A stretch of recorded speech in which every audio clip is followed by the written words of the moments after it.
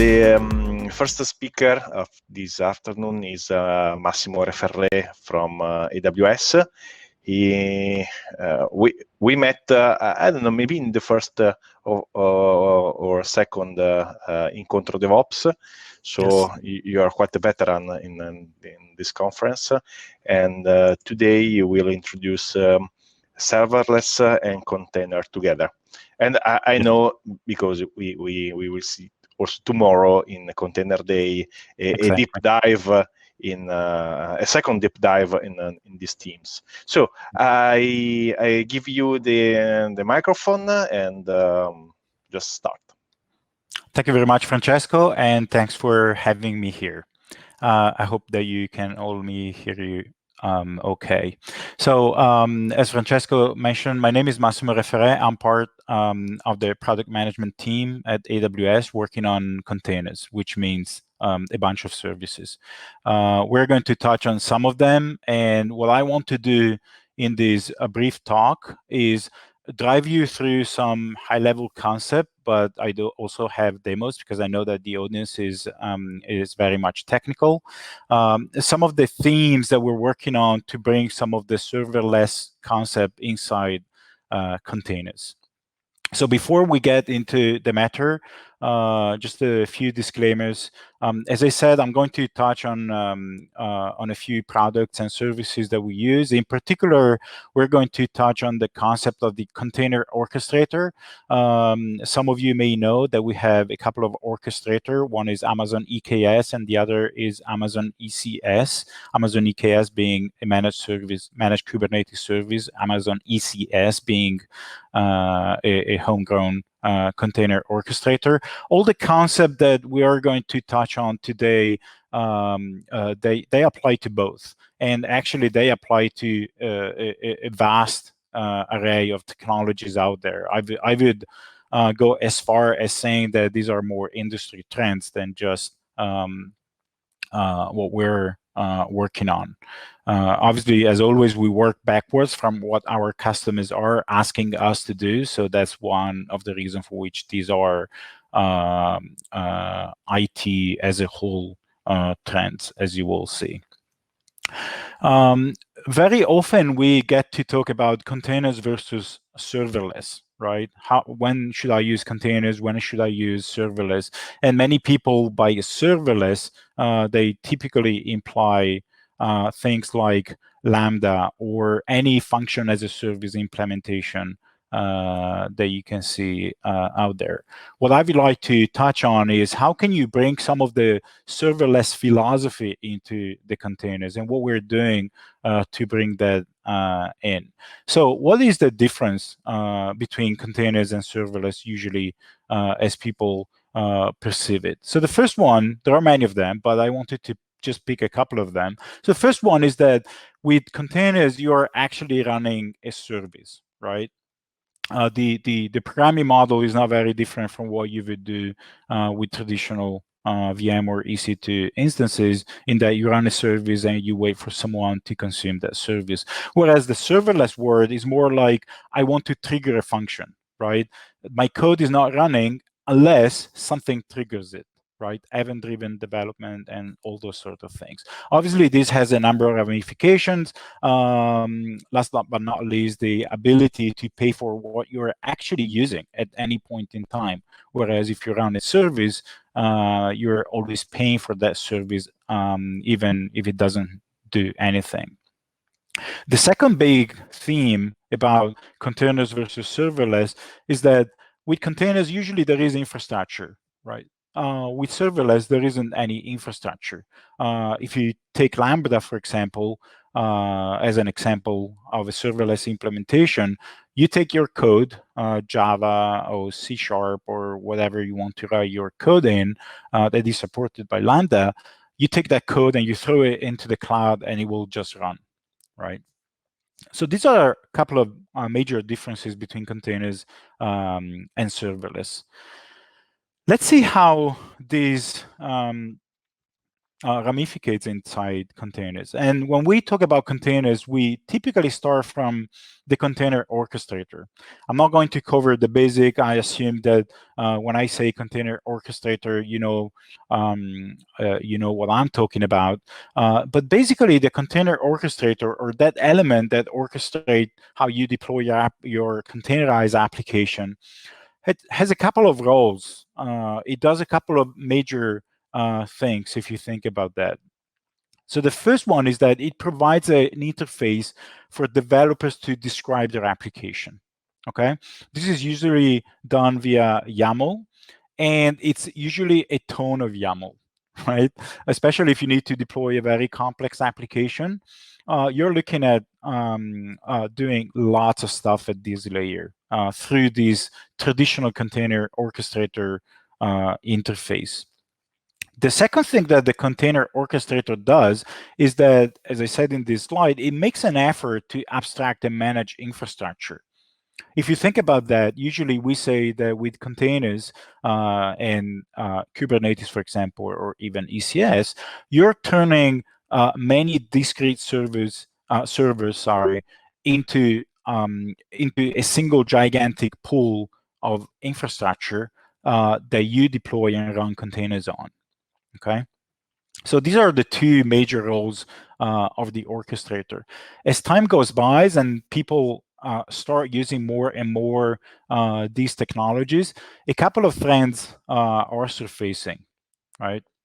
The first one is that people are tired of writing those, hundreds or thousands of lines of YAML to consume the orchestrator at that level, okay? Basically, here you have a bunch of YAML files that you need to write or edit somehow to deploy your containerized application. Those YAML files include things, if we talk about Kubernetes, for example, include things like daemon set or deployment or pod specs, and a bunch of things that that you need to do to deploy your application. The other thing that is becoming very clear is that there is a realization by all the customers that are using containers, and particularly at scale with a container orchestrator, that managing the underneath infrastructure is a lot of effort, okay? So these are the two things that I would like to touch on today briefly with this presentation, with a couple of demos that are geared to show you the direction that we're taking with this. So the two trends that I was alluding to are what I'm referring to as part of this presentation as application first instead of YAML first, if you will, and infrastructure less, for lack of a better term, right? So how do we solve this problem? How do we drive towards this goal? Let's start with the very first one. How do we make the infrastructure disappear? Okay, so we're talking about the southbound part of the problem here. Okay, the infrastructure less. Depending on whether you run your container orchestrator on-prem inside your data center or in the cloud, there is complexity in managing this infrastructure. Okay, even if you think about a cloud deployment, where you can define everything through APIs and automate pretty much everything. Managing all of those infrastructure elements is very heavy, and it's very time consuming and error prone. You need to set up auto-scaling group. You need to set up worker nodes or EC2 instances, container instances for ECS. And there are a bunch of things that you need to do, lots of mechanics that you need to take care of to eventually run your container on that infrastructure. There is a problem here. The core problem here that I would like to discuss is that cloud abstractions should not leak, yet they do. If you think about the entire scope of what a cloud provides in terms of the abstraction that it provides, think about EC2 or the VM abstraction, or containers, which is the subject of this presentation, or Lambda, or function as a service, right? If you think about those things, when you pick a particular abstraction, be it an EC2 instance, VM abstraction, or Lambda, you're not dealing with the underlying stack that support that infrastructure or that abstraction. I want to show you this picture just to make this a little bit more practical.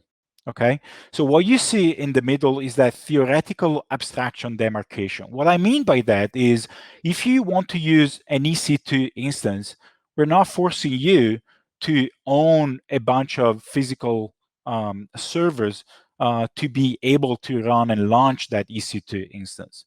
Similarly, if you opt to use AWS Lambda, we're not forcing you to own and see the infrastructure that is powering that Lambda function that you're triggering at some point.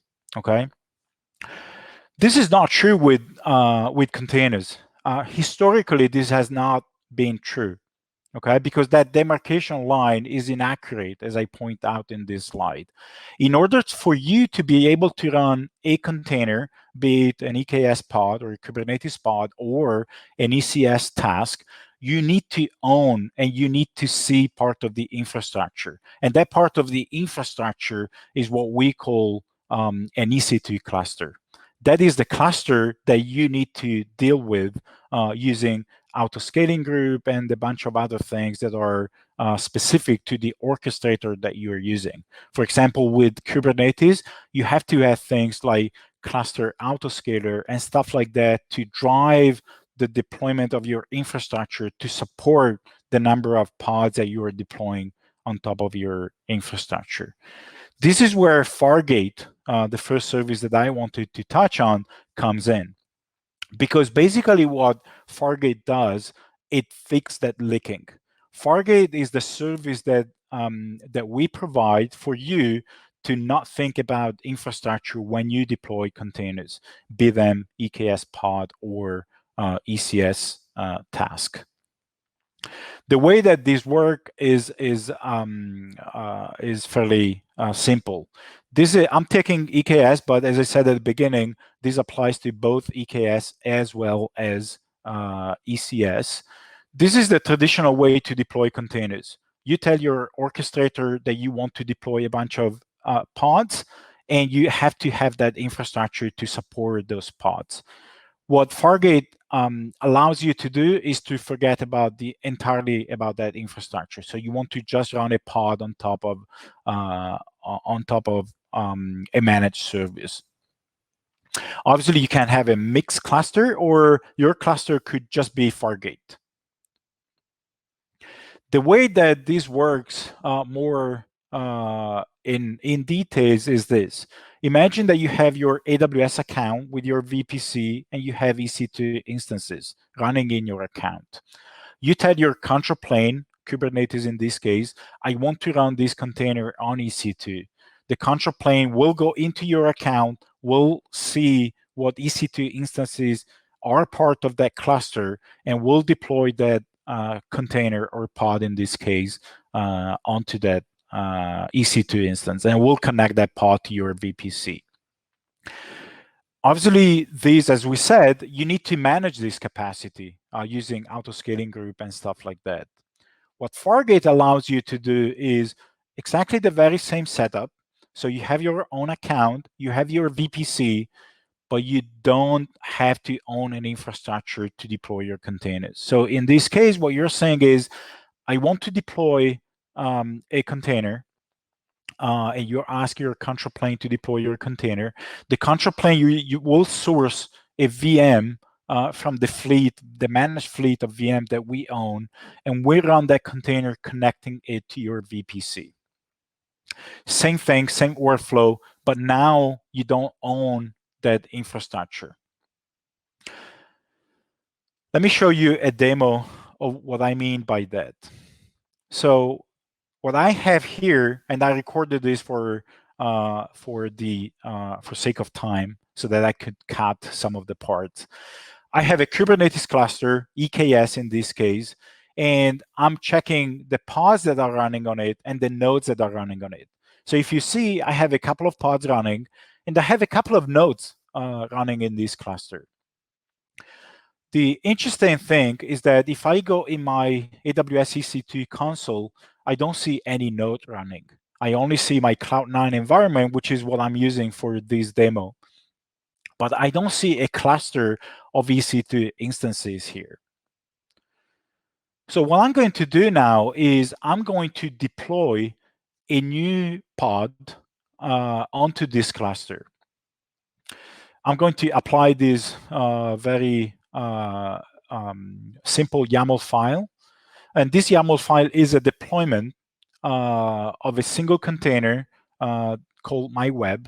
Well, the container is called my-nginx. The deployment is called myweb with one replica. So I'm deploying one pod. And the base image that I'm running is nginx, as you would imagine. Okay, so I apply that YAML file. And what I expect to see is that my pod at some point is going to become up and running. As you can see, my pod right now is pending. What I'm doing right now, and we'll get a little bit deeper in a moment about what's happening underneath, but what's happening right now is that I'm sourcing a VM from the Fargate fleet because I'm deploying this pod on top of Fargate. And what you will see in a few seconds is a node popping up. And that's kind of the VM that we source from the Fargate fleet that is going to pop up, and it's going to be the basis for running the pod that I just deployed. As you can see, the node is coming up, the node is becoming ready momentarily, and my web pod is going to be deployed on that node. Again, as I said before, we have just deployed a new pod on this cluster, but if I go back and I check on the console, I won't see any new EC2 instance. Okay, as you can see, the pod is up and running now, but there isn't any new EC2 instance as we will see. The other thing that I'm doing right now is I'm changing the deployment to deploy 10 pods. So I'm basically telling the deployment and the Kubernetes control plane, deploy 10 pods for me, okay? This deployment has been reconfigured, as you can see on the screen. So you will see 10 pod or 9 pod now pending. And what the Fargate EKS integration is doing right now is it's going out, sourcing 9 additional VMs from the Fargate fleet to deploy those additional 9 pods. The thing that is important to understand here is that I'm not using cluster autoscaler. This is not like I have a pod pending, I need another instance connected to the cluster. The fact that I'm seeing these nodes coming up is because Kubernetes doesn't really have a serverless mode of operation. So we're sort of faking this by sourcing that VM, connecting it to the cluster, and deploy the pod. You will always deploy one pod per VM. That VM is right size for the size of the pod. So you're basically paying for only the size of the pod that you deploy, not for the infrastructure that is deployed to support that pod. As you can see here, the nodes are coming up. They're virtually connecting to this cluster, and the pods are going to be started on those nodes.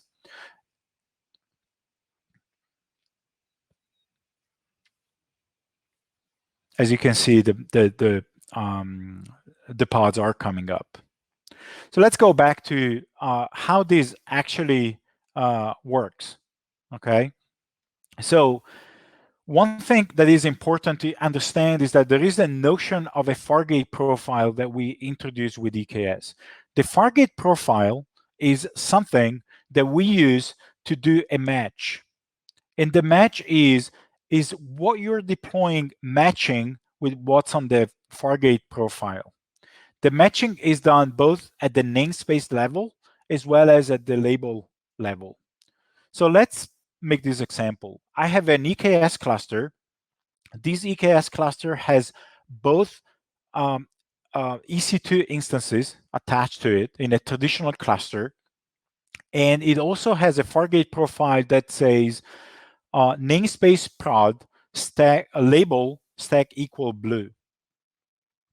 So imagine that now you're coming in with a pod, that you're applying the YAML for this pod, and the pod has the spec of the pod is that it needs to be deployed in namespace prod, and it has a label that is stack equal blue. What happens is that on the EKS cluster, there is a mutating and validating webhook that runs as part of the EKS cluster. That webhook is going to check with the EKS control plane, is there a Fargate profile that is matching what's coming in from the end user? The webhook will say, yes, there is a match, because I see that there is a Fargate profile that is exactly like that. Namespace prod stack equal blue as a label. So what I'm doing now is I'm mutating the spec of the pod, and I'm sending this to a custom scheduler that we built to deploy on top of Fargate.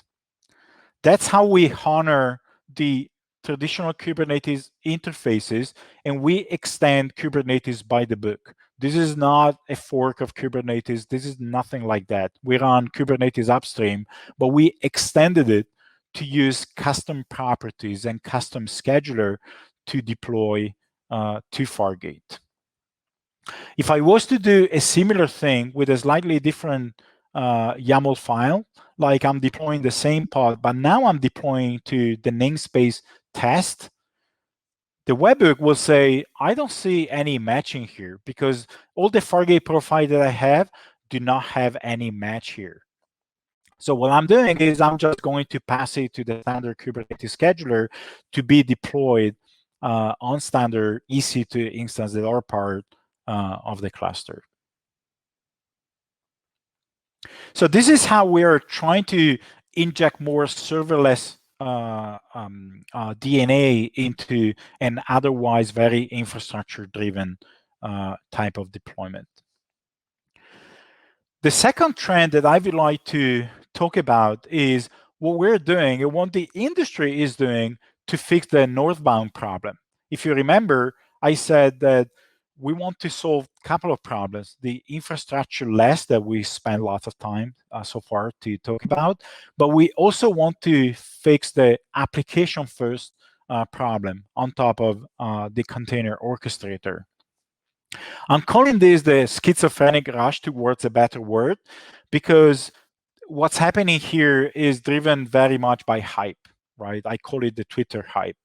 And depending on when you look at this, you will find the hype being solutions that entail like bring your own function, like function as a service, for example, or bring your own repo, or bring your own Docker file, or bring your own image. But regardless of what we want to call them, like the move from PaaS to CaaS, back to PaaS, all to FaaS, and back to CaaS again, depending on the hype. The whole thing here is to get away from the very raw container infrastructure, container orchestrator core raw YAML interfaces, okay? I want to be able to say, that's my repo, deploy it on EKS or ECS. That's my Docker file, deploy it, without having to tell them how many deployments, how many replicas, scaling the pods, and stuff like that. There are a few examples. I'm just mentioning a couple of them just for sake of time. One of these examples is AWS Copilot. This used to be called ECS CLI. We just recently renamed this to AWS Copilot. And the whole idea about Copilot is to implement this bring your own Docker file pattern. So we require the user to have developed their repo, for example, to the point where they have a Docker file in that repo, but that's what we need for Copilot. The second example is, for example, Google's own Knative. So Google Knative is one of the many implementation of a function as a service abstraction or framework that runs on top of Kubernetes or EKS, for example, that whose main goal is to bring this a function as a service pattern on top of Kubernetes. So I'm not going to have a demo about AWS Copilot, but in a nutshell, this is what Copilot allows you to do. So Copilot is, as you can read here, an open source command line interface that makes it easy for developer to build, deploy, and also do day-to operations on top of ECS and Fargate. So basically what you can do with Copilot is what you see here. So instead of having to craft all of those tasks, services, daemon set, and everything, what you do with the CLI-based approach is you do Copilot project init, env init, and app init, and everything that happens in between all of these commands is crafting and creating all the boilerplating that you would have to do otherwise manually to create all those YAML files. And then you can deploy your application by doing just a simple Copilot app deploy. On top of that, you can also do lots of things like checking the logs of the application that you're running using Copilot service log, for example. And Copilot also allows you to create very opinionated pipelines for deploying new version of your application, leveraging the code suite. Very, very differently, Knative does something totally different, right? So the way that Knative is described by the docs that you can find online is a set of components to build and run serverless application on top of Kubernetes. Okay, so basically what it does, it provides a framework, a serverless function as a service framework to, again, solve all of that boilerplating that you see when you have to deploy application on top of Kubernetes. So it allows you to not deal with how do I scale to zero? How do I do proper auto-scaling? How do I do event-driven development? How do I tie the fact that when you upload a file into my object store, you trigger a function, for example, okay? So basically, Knative try to focus on the application instead and trying to hide the infrastructure. One example, and I do have a link to the repo that implements what you see on this screen. One of the things that you can do with Knative is you can deploy it on top of Amazon EKS, for example, and at that point, you have basically created an additional abstraction, a function as a service abstraction on top of either Fargate or traditional EC2. What I want to point out with this particular slide is that the two trends that we have seen are decoupled. You can fix the application first trend by using something like Copilot or Knative, but you may want to use EC2 infrastructure without going infrastructure-less, okay? We're running a little bit tight on time here. So instead of showing you the demo that I'm going to link anyway when the presentation is done, so you can watch it yourself, I would like to switch to the conclusion first, and then I would like to open it up for question and answer if there is any question. So conclusion, what we have seen here are two things, okay? So we have explored these two trends. So the infrastructure-less trend and the application-first trend. As I was alluding to just a minute ago, they are decoupled. You can use them both at the same time. You want to use an abstraction that allows you to forget about having to edit tons of YAML on the northbound part, and you can also use the infrastructure-less approach that allows you to forget about the infrastructure. Fargate for AWS, but it could be other managed service for other situations. You can use either one or the other or both together. I wanted to stress again that we have probably over-indexed here on Amazon EKS and Kubernetes, but everything that we have seen apply to Amazon ECS as well at the same level. These are really industry level trends that we are seeing in trying to fix those two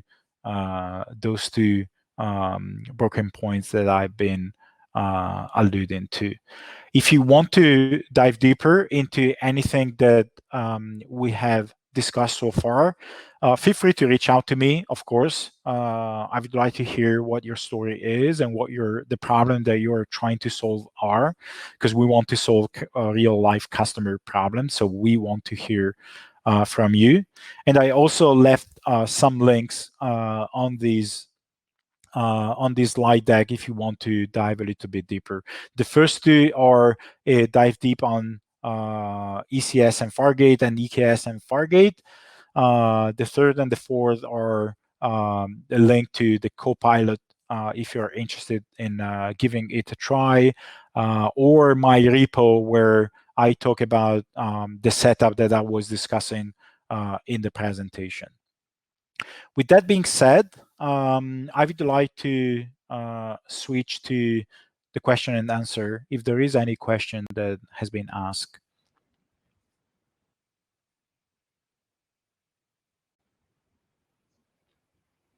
Oh, eccoci. So we have a couple of questions. Mm-hmm. The first one is, what's the difference between AKS and ECS? This one is quite easy.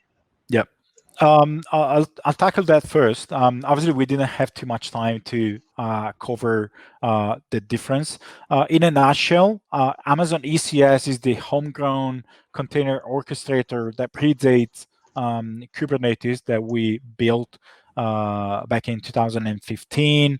I would characterize Amazon ECS as being tightly integrated with everything or other AWS services when it comes, for example, to EM policies, RBAC, cost tracking, for example, stuff like that. So if you are on AWS, if you know AWS inside out, Amazon ECS is probably the easiest way to run containers on AWS.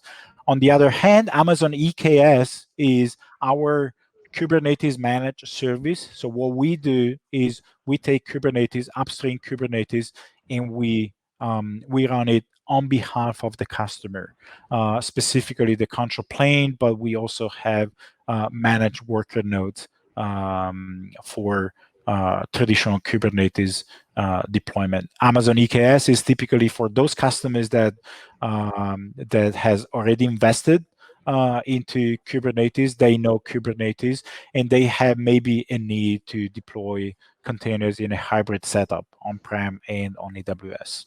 That's kind of, in a nutshell, the main difference.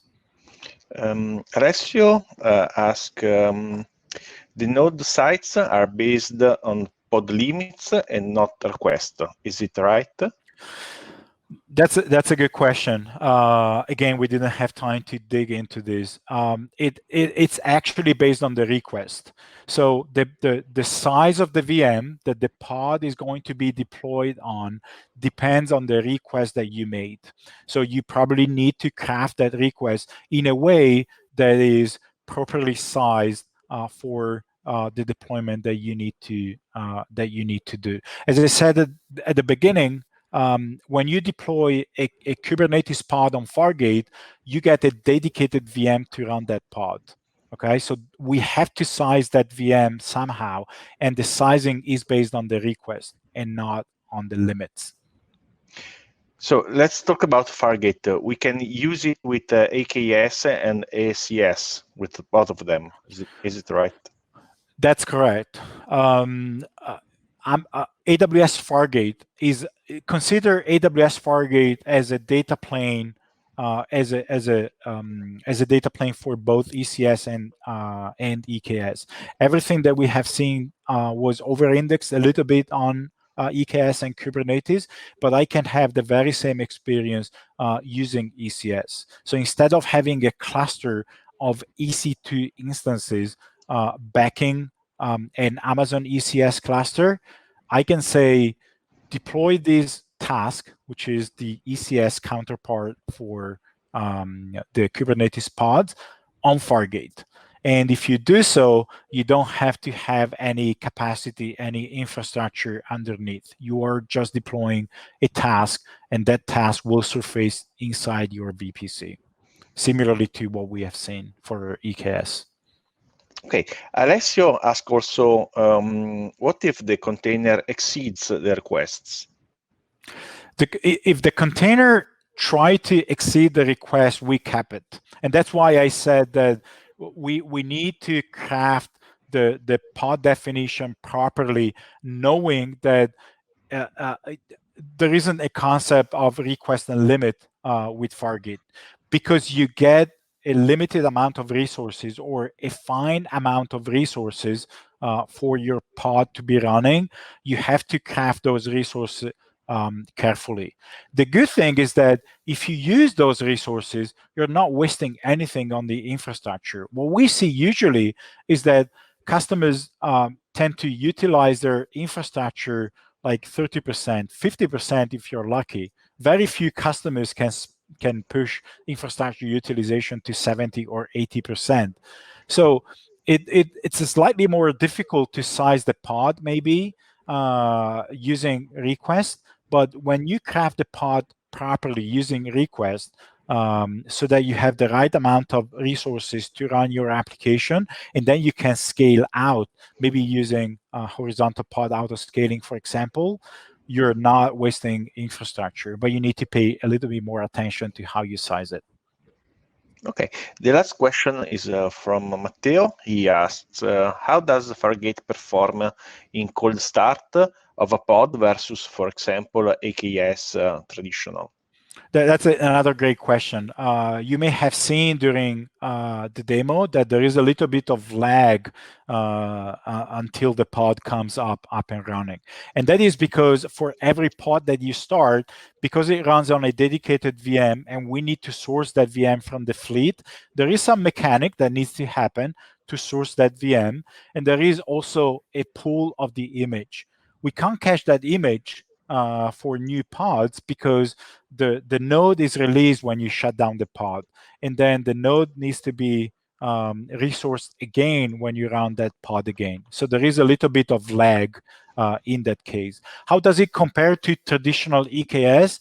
It really depends on how you configure your infrastructure.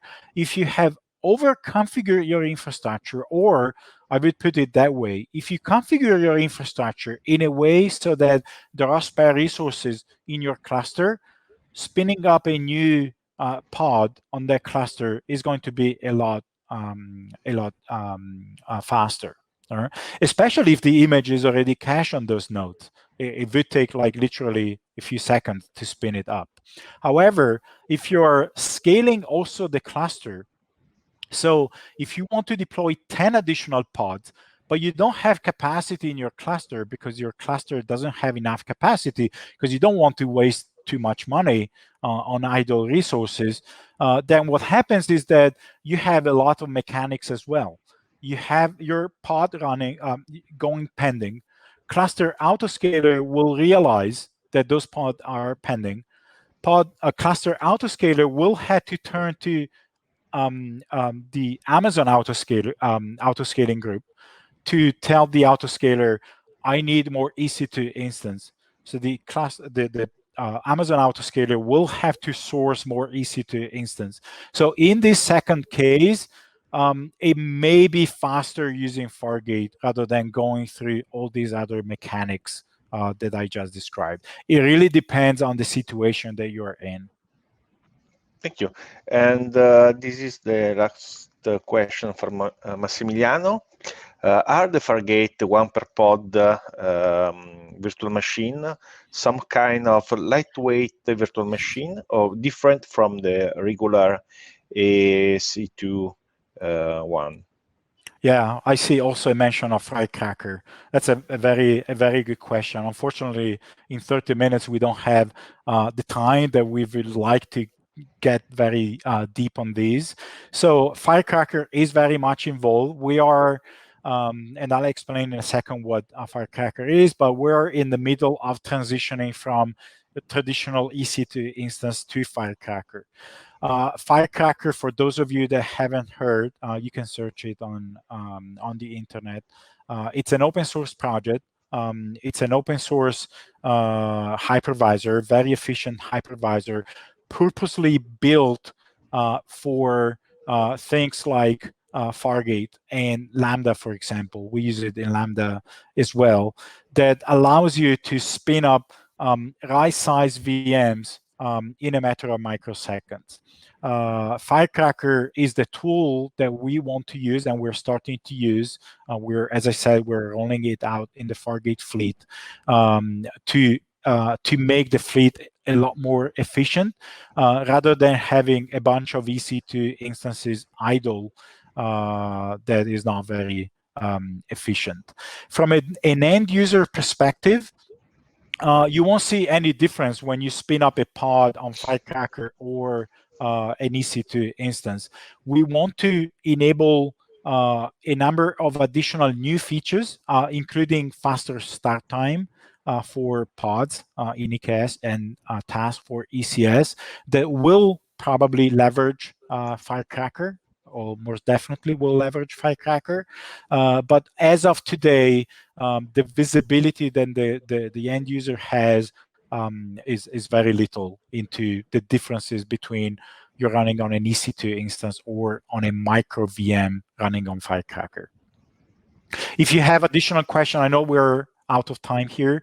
If you have additional questions, please reach out to me. We can discuss further.